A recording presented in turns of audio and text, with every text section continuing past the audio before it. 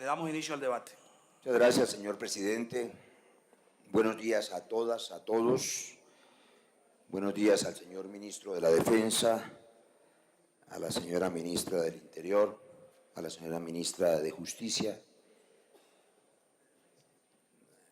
a quienes nos ven en esta temprana hora en este debate.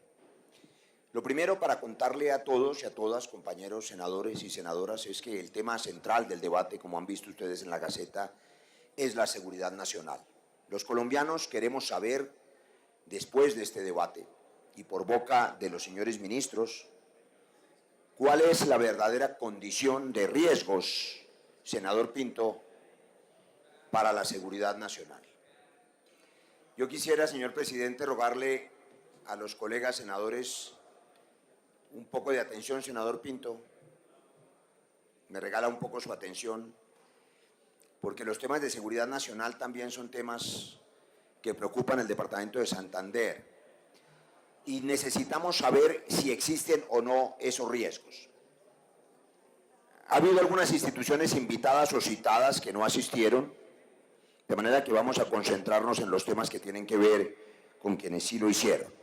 Lo primero es informar que las respuestas al cuestionario que envié a los ministerios llegaron en el caso del Ministerio de Defensa hace unos minutos, a las 10:12 de la mañana. De suerte que, por supuesto, mi oficina no ha tenido tiempo de revisarlas. Yo lo he hecho. Algunos datos serán relevantes para probar nuestra hipótesis, pero lamento mucho, me está diciendo el secretario que acaba de llegar en este instante la respuesta del Ministerio del Interior. Por supuesto, a esta hora resulta para el debate inútil, pero será útil para otros momentos de la evaluación de esa gestión. Hemos alcanzado a revisar la del Ministerio de la Defensa en estos últimos minutos. La seguridad nacional. Vamos a dividir esta evaluación en los riesgos de seguridad externos y en los riesgos internos. Todo país tiene riesgos, o no los tiene, de amenazas externas o internas. La siguiente, por favor. Esta es la imagen de un personaje muy popular en el mundo en estos días, el Joker. La traigo porque Michael Moore, el documentalista norteamericano, defensor de derechos humanos y señalado dirigente de lo que podría llamarse la izquierda en ese país, llama la atención en esta película de cómo todos deberíamos verla en la medida en que es una profecía autocumplida.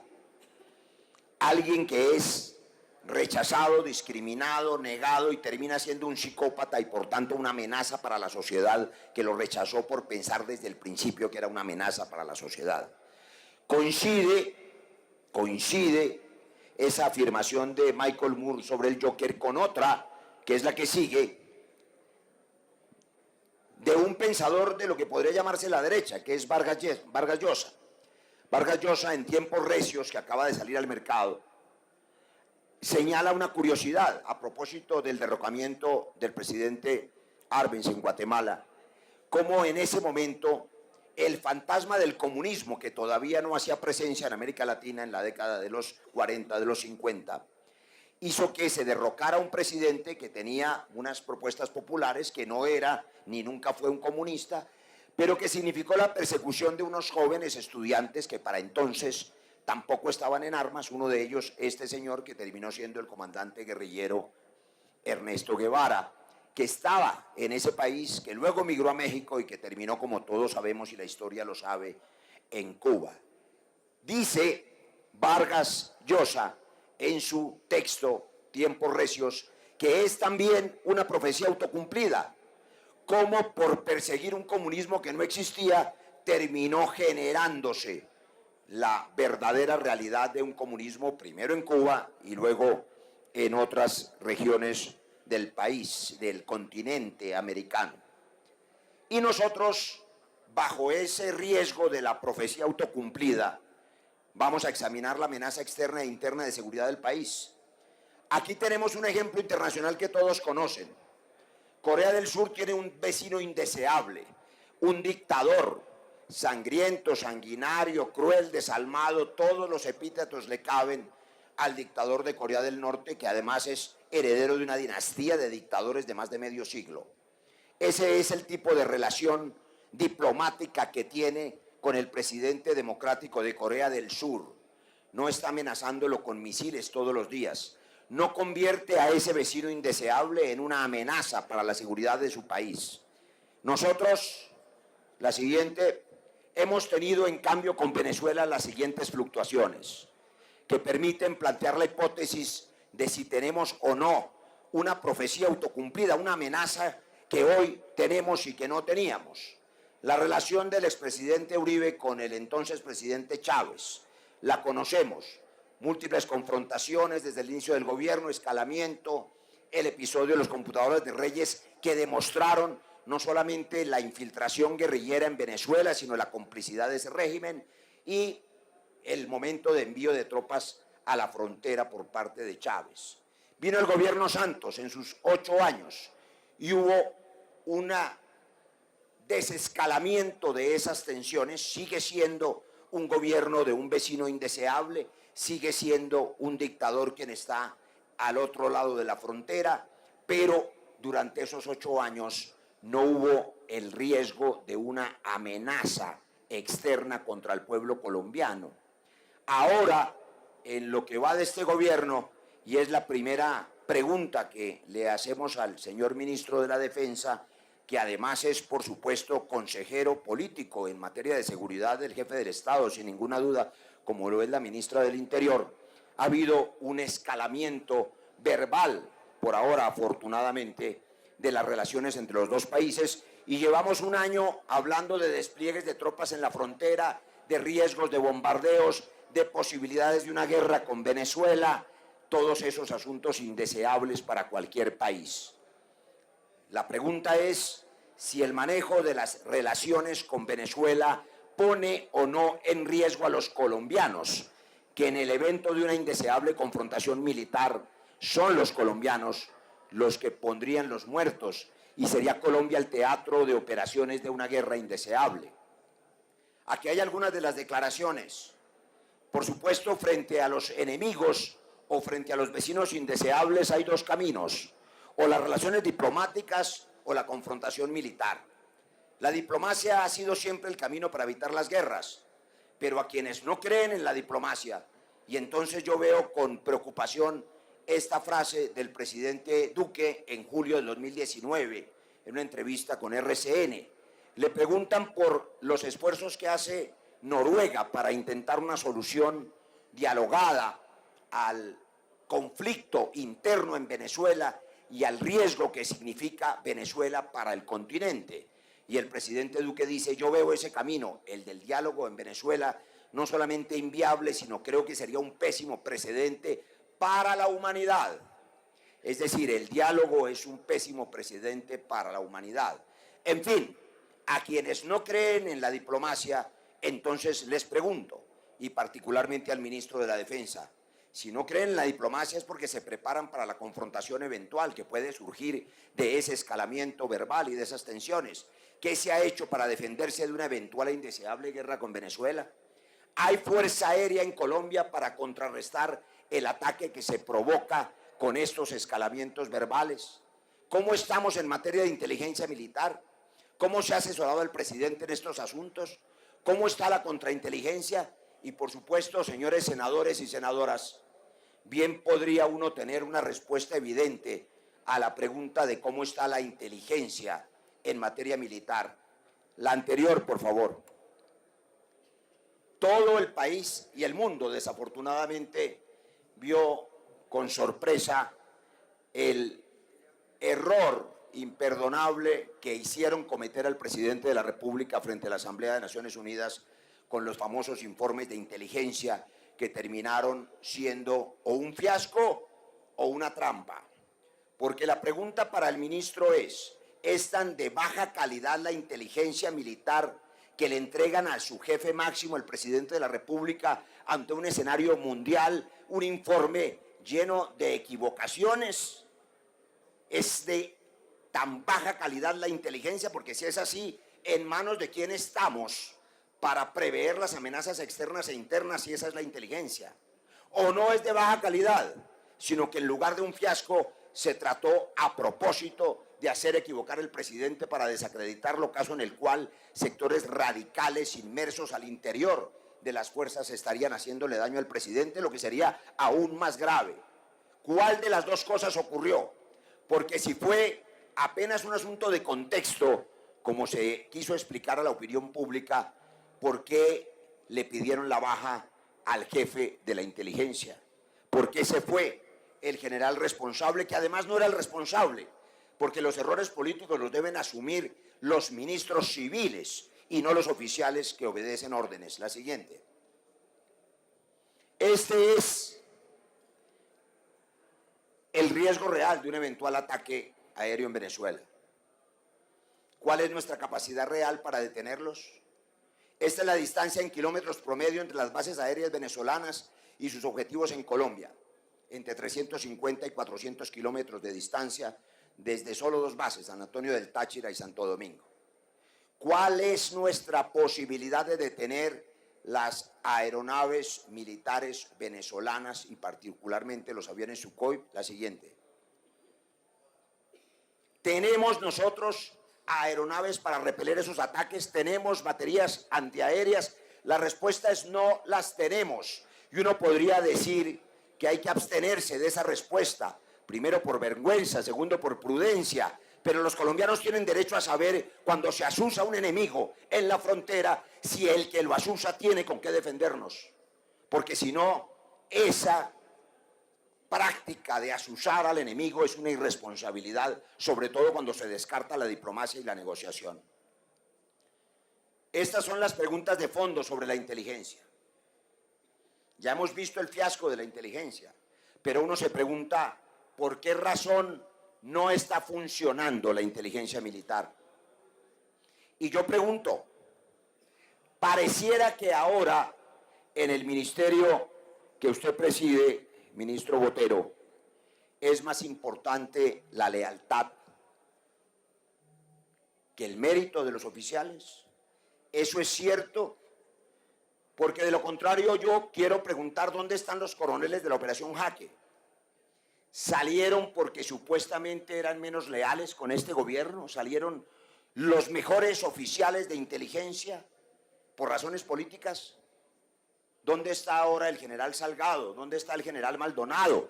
Es cierto que el general Maldonado fue llamado de su posición en Washington para asumir la jefatura del Estado Mayor Conjunto, pero que una vez aterrizó en Colombia, en reunión privada le informaron que no solo no podían nombrarlo jefe del Estado Mayor, siendo uno de los mejores, sino el mejor oficial calificado por sus propios compañeros, sino que además debía irse de baja por razones políticas. Es cierto que por la misma razón ese gran oficial que es el general Salgado salió de la línea de mando y hoy está en Chile rumbo a su salida. ¿Cuáles son las razones para suprimir a los mejores oficiales de inteligencia? ¿Qué pasó con el coronel Juan Carlos Rico Arenas, con el coronel Jalabi, con el coronel Solano? Todos ellos oficiales expertos en inteligencia que, entre otras cosas, tuvieron el mérito y el éxito de la Operación Jaque. ¿Se van porque se consideran menos leales? ¿Sigue siendo cierta o llegó a ser cierta la frase del comandante del ejército cuando dijo que valía más la lealtad que el mérito? ¿Es esa la nueva política? ¿Sabe usted? Esta es la frase. Una onza de lealtad vale más que una libra de inteligencia. Por supuesto, la calidad de la inteligencia que hemos visto seguramente vale muy poco. Pero ¿de verdad ese es el nuevo paradigma en las fuerzas militares? Quiero ver la anterior de nuevo. ¿Sabe usted, señor ministro, que muchos oficiales piensan que les espera el mismo destino si no prueban su lealtad por encima de su condición? ¿Sabe usted que oficiales se graban entre sí para protegerse de una eventual persecución política? ¿Respetan los oficiales esa política del señor ministro? ¿Es cierto, señor ministro, que usted le prohibió a los comandantes de las fuerzas hablar directamente con el presidente y que solo pueden hacerlo a través suyo? ¿Es cierto que se han politizado las fuerzas militares. Esta es información que los oficiales activos, por supuesto, no le comentan, pero que a nosotros sí nos la comentan. Porque sienten que el mérito y la capacidad militar y el esfuerzo y el ejercicio durante 20 o 30 años de servicio no puede hoy evaluarse con el rasero de la lealtad a un gobierno que, como todos los gobiernos, es pasajero.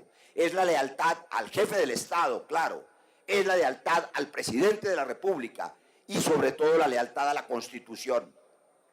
Pero no puede ser ese el criterio para sacar del ejército y desmantelar los aparatos de inteligencia, con estos pocos ejemplos, con el resultado del empeoramiento de la calidad de la inteligencia que estamos viendo. La siguiente.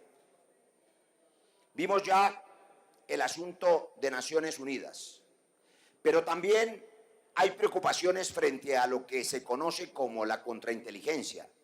Yo supongo, ministro, que usted conoce, entre otros, el artículo de Bloomberg de abril del 2019 sobre el espionaje en Colombia, que muestra cómo Colombia hoy podría ser la Casablanca del siglo XXI, aquella famosa región del mundo que fue la concentración de espías y contraespías en las épocas de la Guerra Mundial. Aquí hay espionaje, y hay espionaje seguramente venezolano y seguramente de otras nacionalidades. ¿Tenemos contrainteligencia o no hay ninguna inteligencia ni contrainteligencia venezolana con una migración de 1,5 millones de venezolanos, la mayoría ciudadanos que han salido como víctimas de un régimen y que merecen todo el apoyo? Pero ¿será que en más de 1,5 millones de ciudadanos no hay nadie haciéndonos inteligencia? ¿Cuántos espías han capturado? ¿Cómo está esa contrainteligencia en Colombia? También en eso tenemos debilidades. La siguiente. Y eso en la seguridad externa. Cualquier ciudadano podría ver con preocupación que en materia de seguridad externa y de tensiones con Venezuela, hoy estamos peor que hace unos años. Hoy estamos enfrentando unos riesgos de confrontación que no existíamos.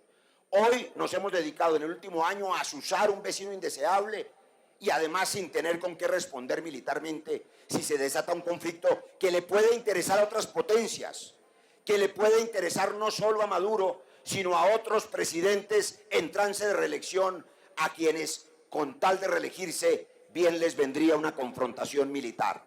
Solo perdería Colombia. Hemos perdido en materia de seguridad frente a Venezuela en este año. Miremos la seguridad nacional, interna, el asunto del ELN.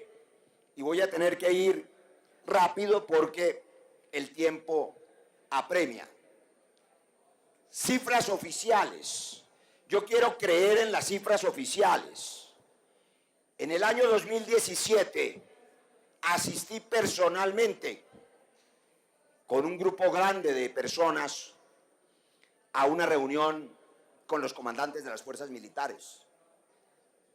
Evaluamos entonces las cifras oficiales que nos decían que a propósito del inicio de los diálogos en Quito con esta guerrilla, hoy había, en ese momento, 2017, 1.500 hombres en armas, entre otras cosas, perfectamente identificados, sorprendentemente localizados para quienes asistimos a esa reunión.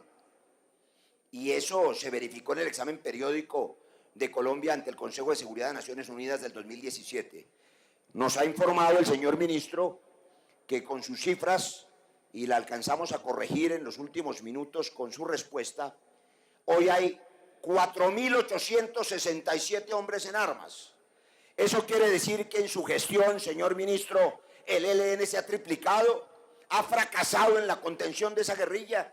Está usted al frente de una fuerza militar grande, poderosa, digna, entrenada, de cerca de 500.000 de hombres, y el resultado es que recibe 1.500 hombres y hoy tiene, según sus cifras, 4.800.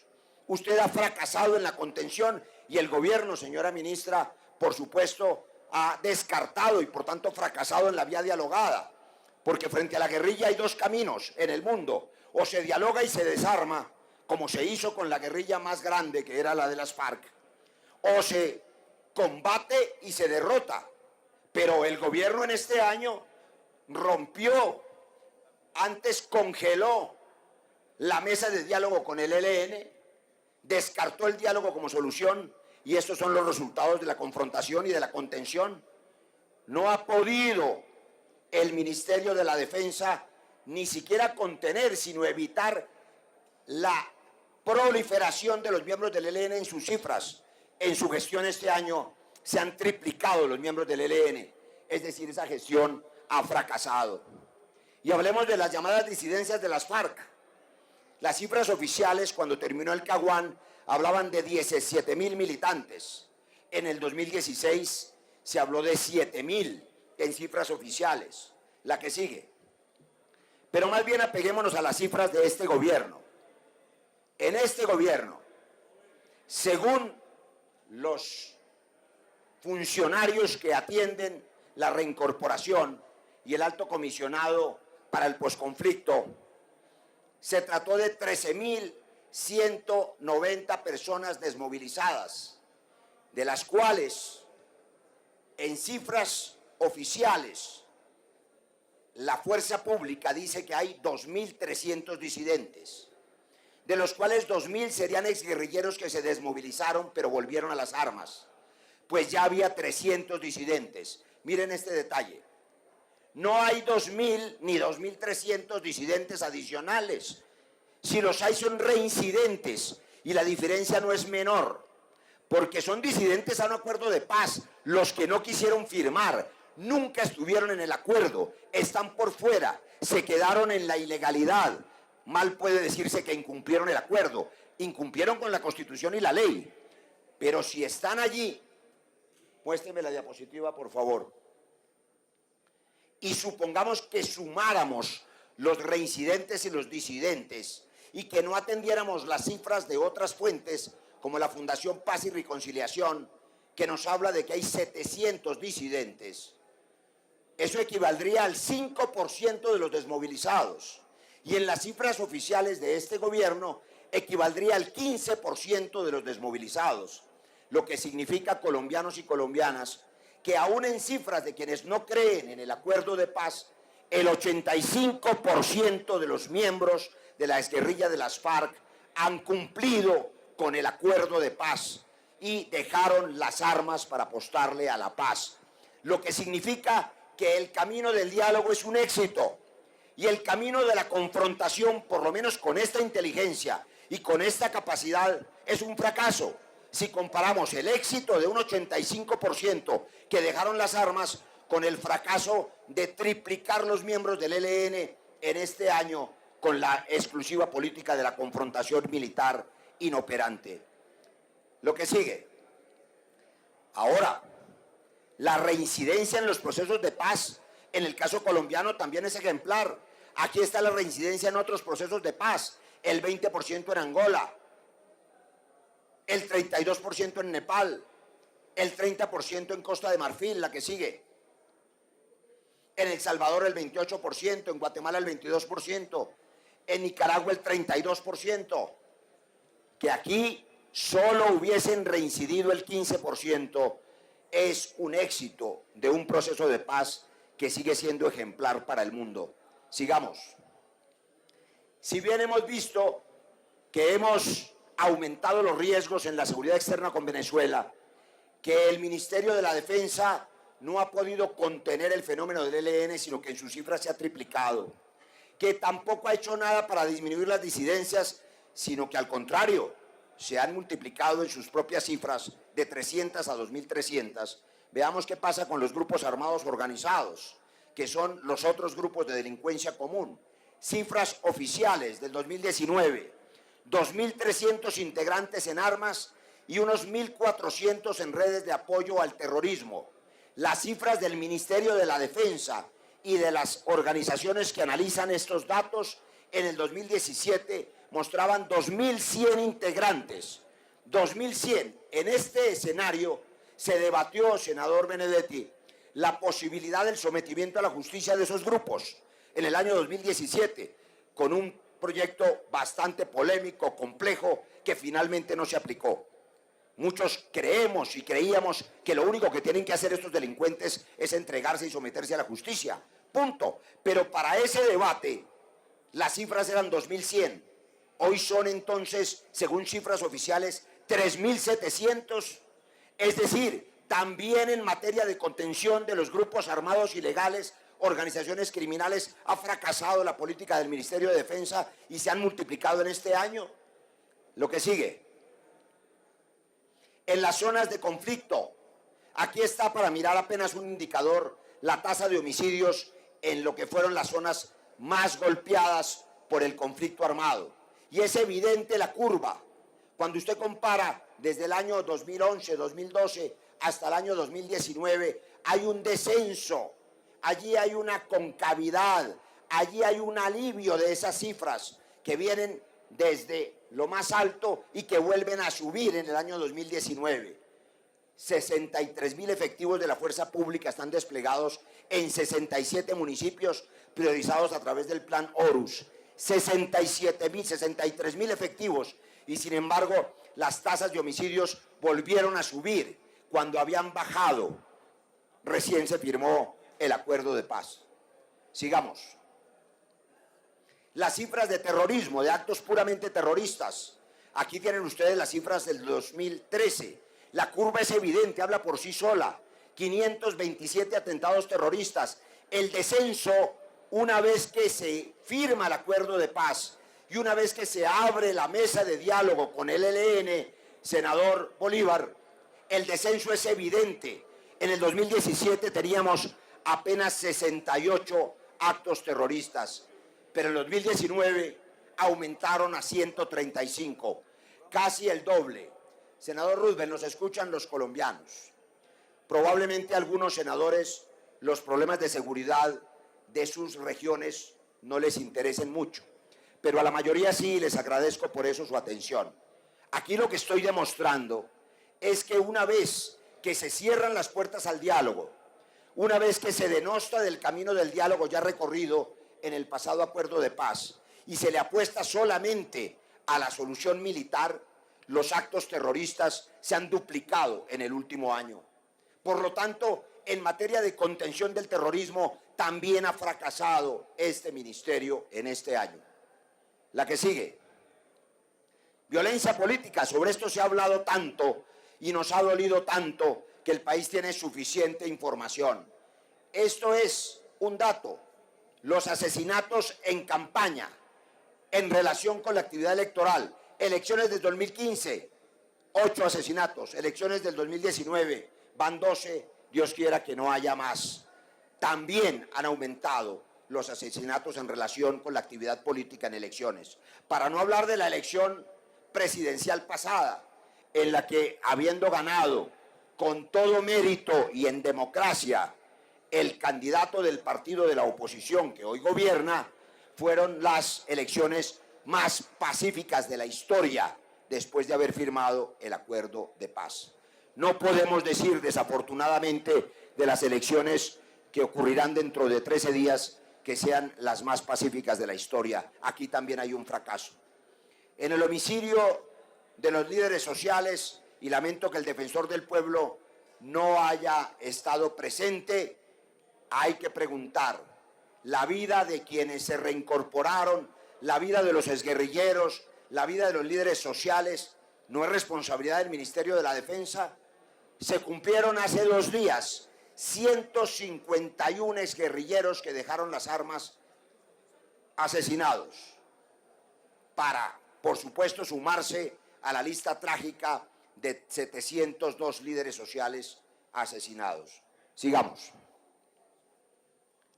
En materia de narcotráfico, porque por supuesto no podemos decir que la matanza de los líderes tristemente haya sido detenida, al contrario, la constancia que hace unos minutos se dejó en este atril lo que dice es que las amenazas persisten y se escalan hasta el punto de ya amenazar a las instituciones, además de las personas. Pero en materia de narcotráfico, que ha sido el gran paradigma del gobierno, ¿cuántas veces hemos escuchado, senadores y senadoras, aquí el apotegma, la gran verdad acumulada y repetida, la gran frase de que se recibió la herencia maldita de 200.000 hectáreas de coca? Pasemos por alto que la cifra ha sido mentirosa desde el principio. En el informe oficial del ministro, y le quiero creer porque lleva la firma de sus funcionarios de hoy, se toman el cuidado de mostrar la cifra correcta, que no son 200.000, sino 169.000. Pero para el efecto es lo mismo, porque resulta que si usted mira el aumento del consumo y el aumento de la cantidad de cocaína procesada, comercializada e incautada en el mundo, se va a dar cuenta de lo siguiente. Vamos a mostrar cómo en esta guerra contra las drogas, que la han puesto como el gran paradigma, que se lleva la mayoría de los recursos, que esconde las demás violencias, que impide que el Estado ocupe, por ejemplo, su tiempo en prevenir la violencia intrafamiliar o la violencia sexual contra los niños o la inseguridad en las ciudades, también se ha fracasado en este año. La siguiente diapositiva. Estas son las toneladas incautadas en las cifras que nos pasa oficialmente el gobierno, el Ministerio de Justicia, el Ministerio de Defensa. 2.000 toneladas de producción total de cocaína en el mundo, según el informe de la ONU en 2019. 1.400 toneladas, si fuese cierto, como dicen los informes, que Colombia produce el 70%. Incautaciones de toneladas en Colombia, según el Observatorio de Drogas, 291 toneladas. Las cifras que pasa el ministro tienen algunas diferencias, pero como ya les dije, me fueron entregadas hace apenas unos minutos. La pregunta más evidente es, ¿dónde están las otras 1.108 toneladas? Es decir, hay 1.100 toneladas de cocaína que se pasan por las narices de nuestras instituciones, de nuestras autoridades, llegan a los mercados externos, lo que es evidente, porque si estuvieran siendo eficaces en la incautación de todas las toneladas producidas, pues no tendríamos ese mercado creciente y ese consumo creciente que ya les mostré. ¿Es efectiva la lucha contra las drogas? Pues por supuesto que no, es un fracaso, pero además es un fracaso de la manera como se ha ejercido y enfatizado en el último año. Voy a mostrarles por qué, la que sigue. Cultivos y erradicación de hectáreas. Esta sí que es la gran cifra. Senador Richard Aguilar, senador Antonio Sanguino, fíjense en esta cifra. 169.018 toneladas de hectáreas sembradas con hojas, matas de coca. Fueron en el 2017 171.495. Sí, las más altas de la historia. Sin embargo, cuando el Ministerio de la Defensa y el gobierno, después de su información, informa que al fin se ha roto la tendencia, quebramos la tendencia, dijo el ministro Botero el 27 de junio, sobre cultivos ilícitos y lograremos la meta. El gran logro para esa fecha era la erradicación de 60.000 hectáreas erradicadas. 60.000. Si son 60.000 las erradicadas, ministro, ¿por qué la reducción es apenas de 2.477 hectáreas? Si el porcentaje de resiembra es tan alto, ¿cuál es la eficiencia de su política? Yo me pregunto dos cosas. Aquí hay unas cifras sobre erradicación de hectáreas que usted actualizó en el informe entregado hace unos minutos, que por supuesto tienen grandes contradicciones. Dice el día de ayer el Alto Comisionado para la Paz en el diario El Espectador que el gobierno ha erradicado 98.246 hectáreas.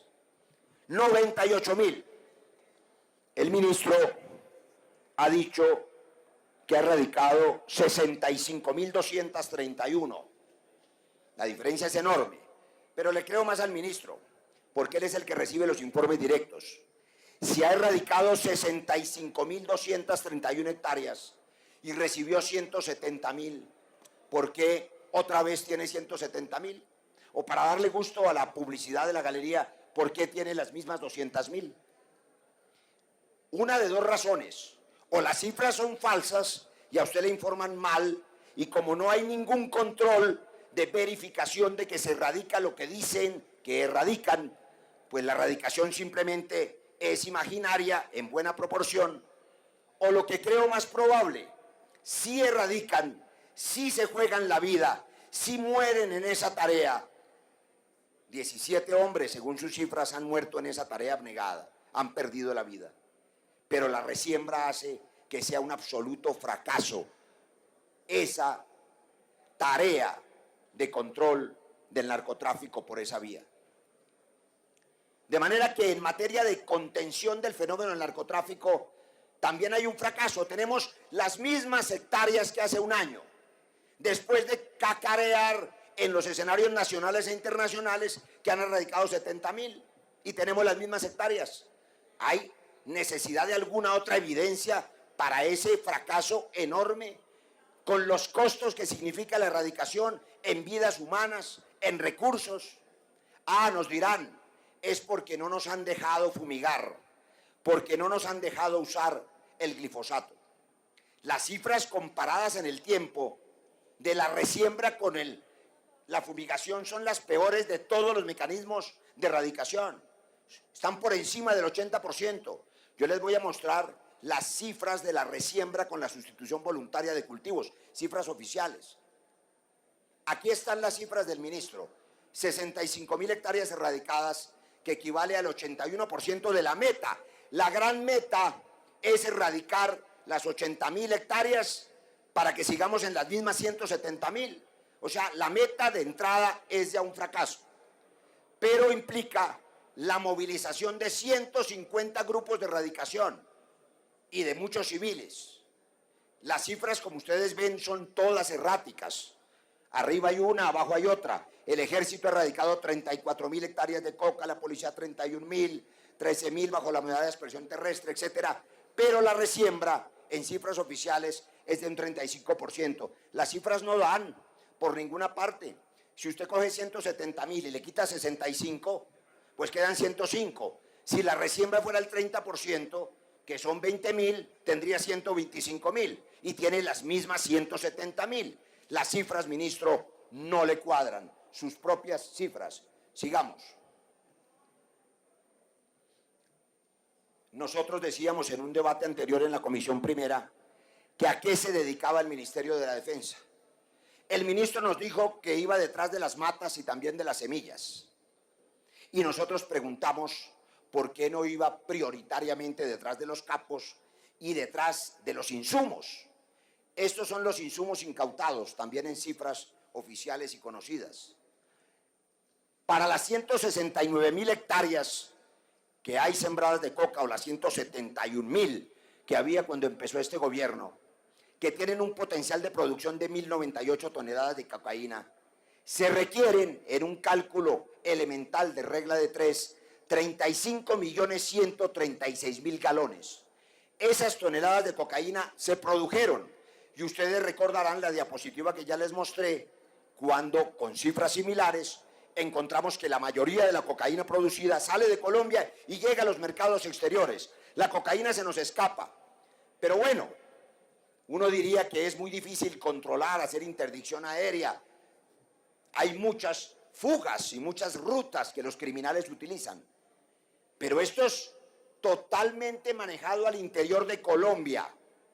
Las cifras del ministro entregadas hace 5 minutos y corregidas al alza nos dicen que ha incautado 6.464.312 millones de galones de insumos para producir cocaína. Y son 35 millones.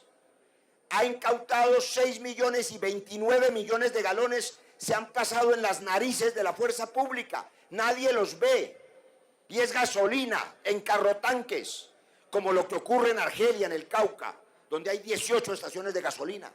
Hay municipios productores reconocidos en su área rural que tienen más estaciones de gasolina que las ciudades capitales. Nadie lo ve. Ha fracasado también el control de los insumos y sin embargo vamos detrás de las hojas y de las semillas. Y claro, y con mucha frecuencia detrás de los campesinos. Hace apenas unos días, quiero recordar a los senadores de la Comisión Primera, no fue fácil convencer a las mayorías para aprobar el trato diferencial a los campesinos cocaleros. Y aquí se dijo y lo dijo inclusive el exfiscal Néstor Humberto Martínez, que la Comisión Primera había aprobado un proyecto para facilitar y favorecer a los narcotraficantes.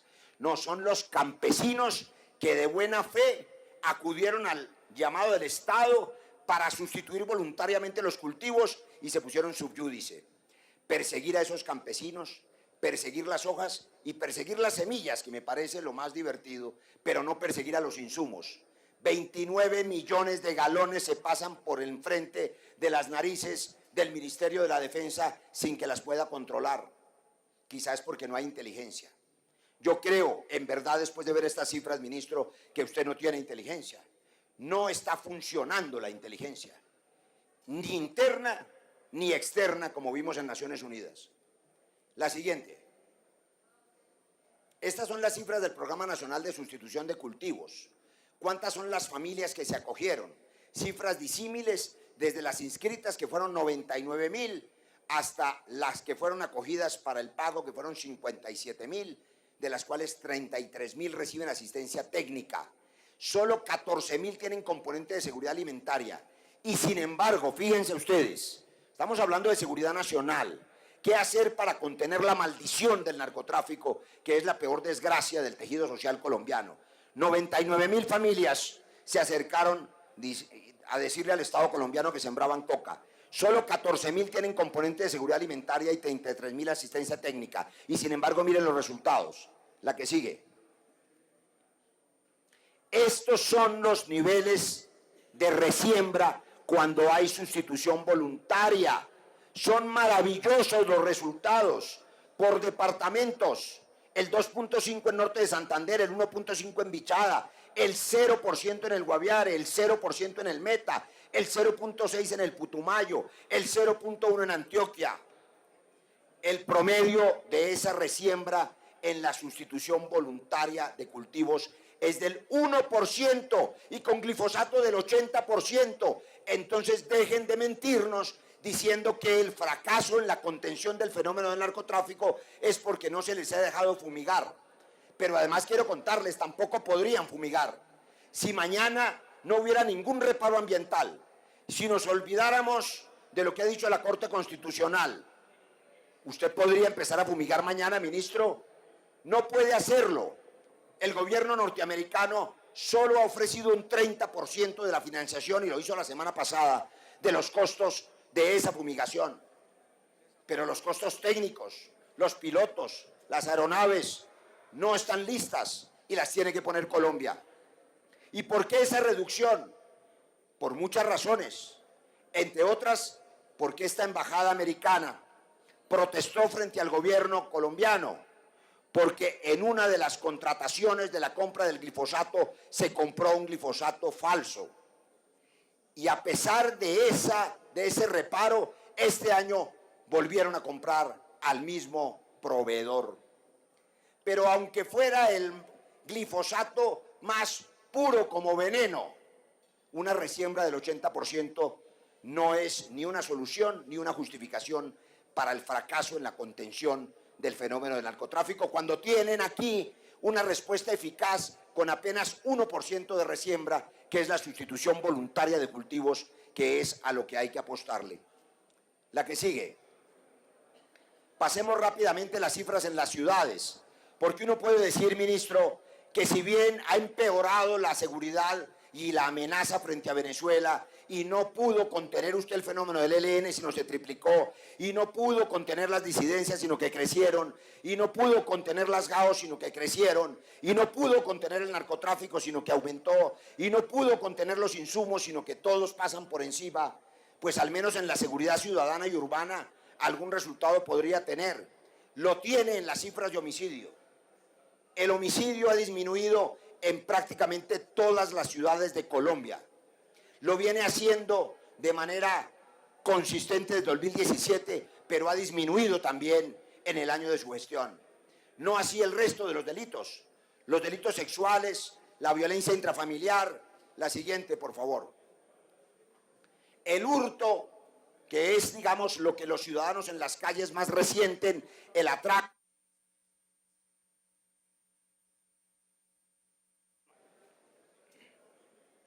Yo termino en 5 minutos.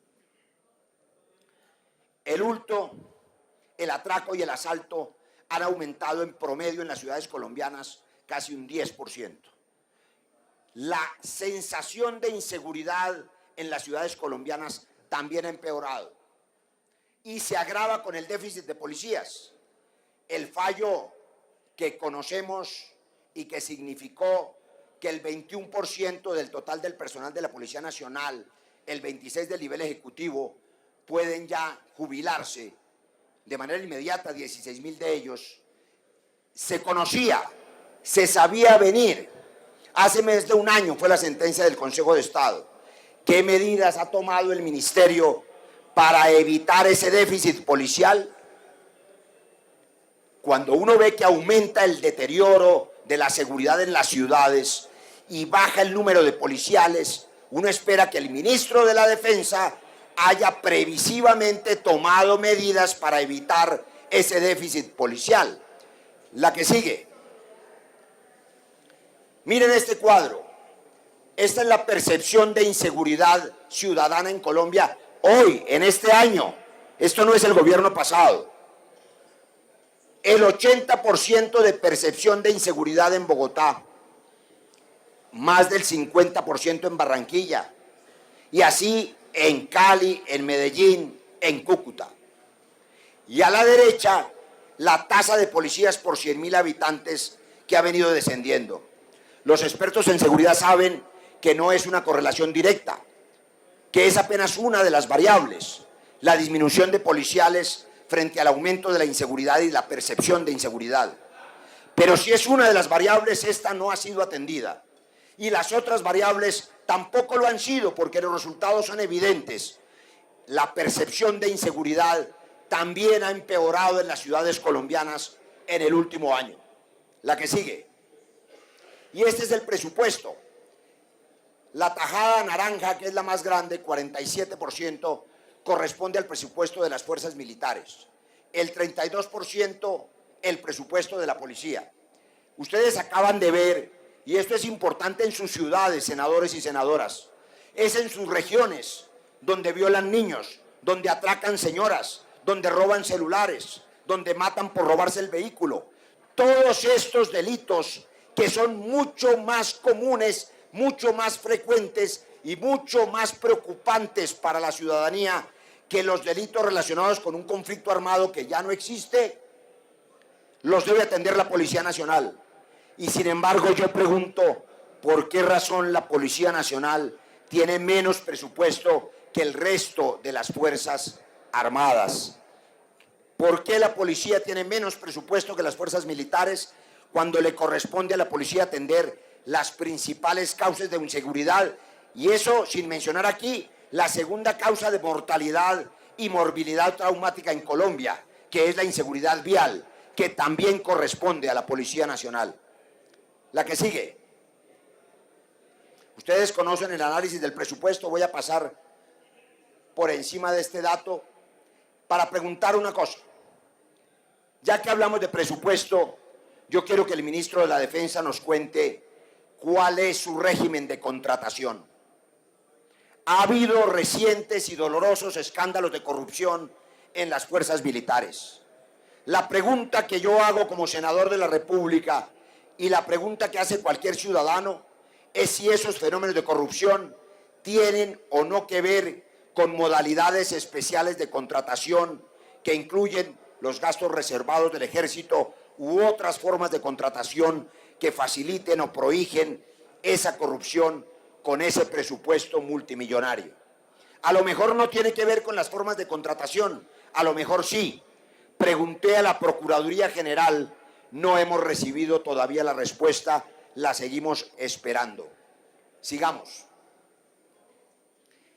Hemos visto entonces las preguntas. Hemos visto, señor presidente, cuál es la condición de la seguridad nacional en el último año comparada con la que teníamos antes. En materia de seguridad nacional, mayores riesgos. En materia del ELN, proliferación de los miembros del ELN. En materia de disidencias, proliferación de los miembros de las disidencias según las cifras oficiales.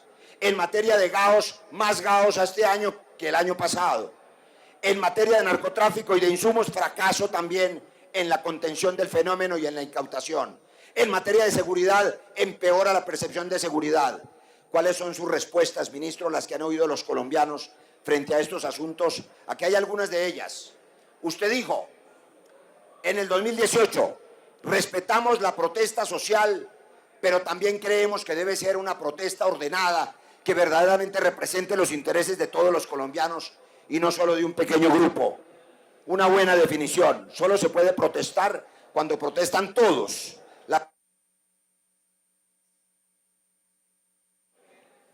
Las minorías, los sectores sociales, los sindicatos, los gremios, los sindicatos no pueden protestar porque el ministro dice que tiene que representar a todos. La inmensa mayoría de muertes de líderes sociales se deben a peleas de vecinos, faldas y por rentas ilícitas en septiembre del 2018.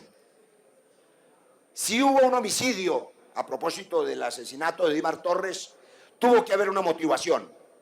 Es decir, ¿ahí hay una justificación de ese crimen? Según un cabo, fue lo primero que dijo el ministro, le trataron de arrebatar el fusil y en el forcejeo se le accionó el arma y dio muerte al exintegrante de las FARC. La realidad desmintió esta frase que intentaba maquillar uno de los crímenes.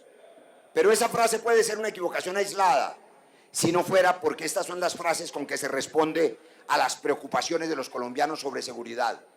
Afortunadamente, los hurtos de residencias son hurtos menores y muy concentrados increíblemente en el robo de la ropa que está siendo extendida en unas cuerdas para su secado.